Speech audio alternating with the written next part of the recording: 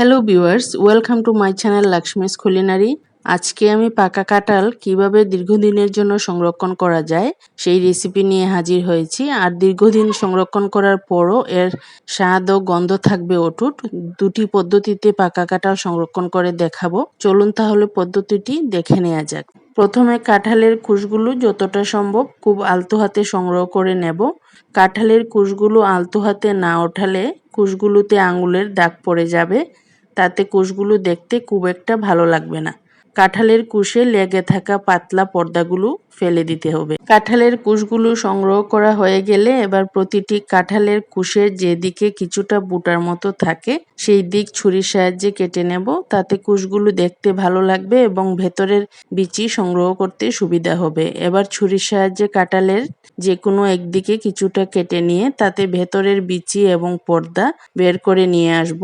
কাঁঠালের কুশগুলো শক্ত হলে ছুরির সাহায্যে এভাবে কেটে বিচি এবং পর্দা সহজভাবে বের করে নেওয়া যায়, তবে নরম কাঁঠালের ক্ষেত্রে এই পদ্ধতি অবলম্বন করা যাবে না। কাঁঠালের কুশ যতগুলো সংরক্ষণ করতে চাই সেই অনুযায়ী কুশের ভেতরের বিচি এবং পর্দা ফেলে দেওয়ার পর এবার প্লাস্টিকের বক্সে এক একটি কুশ দিয়ে লেয়ার করে বক্স পূর্ণ করে নেব, তবে খেয়াল রাখতে হবে বক্সটি যেন শুকনা থাকে। বক্সটি ধোয়ার পর পানি ঝরিয়ে খুব ভালোভাবে যখন শুকিয়ে যাবে ওই অবস্থায় কাঁঠালের কুশগুলো দিয়ে বক্সটি পূর্ণ করতে হবে।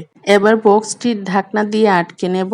এয়ারটাইট বক্স হলে সুবিধা হয়, তবে আমি ঘরে থাকা নর্মাল বক্স নিয়েছি, তাতেও তেমন অসুবিধা হবে না।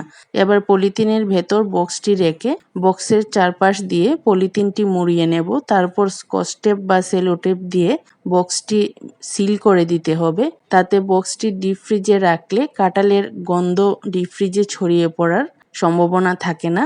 বক্সটি খুব সুন্দর সিল করা হয়ে গিয়েছে। এবার এই অবস্থায় ডিপ ফ্রিজে রাখতে হবে। এবার কিছুটা কাঁঠালের কুশ আমি ভেতরের বিচি সহ ডিপ ফ্রিজে সংরক্ষণ করব।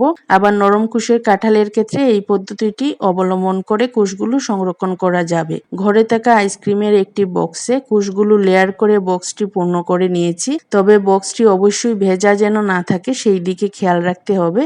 অর্থাৎ বক্সটি ধুয়ে নেওয়ার পর সম্পূর্ণ শুকিয়ে আসলে তবেই কুশগুলো দিয়ে বক্সটি পূর্ণ করা যাবে।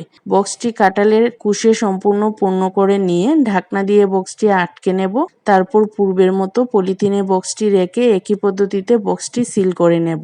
তাহলে কাঁঠালের গন্ধ ডিপ ফ্রিজে ছড়িয়ে পড়ার সম্ভাবনা থাকবে না। বক্সগুলো সিল করা হয়ে গেলে এবার ডিপ ফ্রিজে রেখে দিতে হবে। বক্সগুলো যেভাবে সিল করা হয়েছে তাতে এয়ারটাইট হয়ে গিয়েছে। বক্সগুলো ডিপ ফ্রিজে রেখে দীর্ঘদিন সংরক্ষণ করতে পারবেন। আর যখন খুশি বের করে নিয়ে কাঁঠালের কুশগুলো রুম টেম্পারেচারে নরমাল করে পরিবেশন করতে পারেন। চাইলে বছর জুড়ে সংরক্ষণ করতে পারেন, তবে যে কোনো খাবারই খুব বেশি দিন সংরক্ষণ না করাই ভালো। তাতে খাবারের ভিটামিনসগুলো ফ্রিজের মাইনাস টেম্পারেচারে কিছুটা নষ্ট হয়ে যায়। পাকা কাঁঠাল সংরক্ষণ পদ্ধতিতে গাছ পাকা কাঁঠালের মিষ্টি ও রসালো কুশগুলো নষ্ট হওয়ার সম্ভাবনা থাকে না, তাই পরবর্তী সময়ে খাওয়ার জন্য কিছুটা কাঁঠালের কুশ প্রিজার্ভ করতে পারেন। ভিউয়ার্স, সহজভাবে পাকা কাঁঠাল সংরক্ষণ পদ্ধতি আপনাদের কাছে ভালো লাগলে please like, share and comment, আর চ্যানেলটি সাবস্ক্রাইব করে আমার পাশেই থাকুন। Thank you for watching my channel.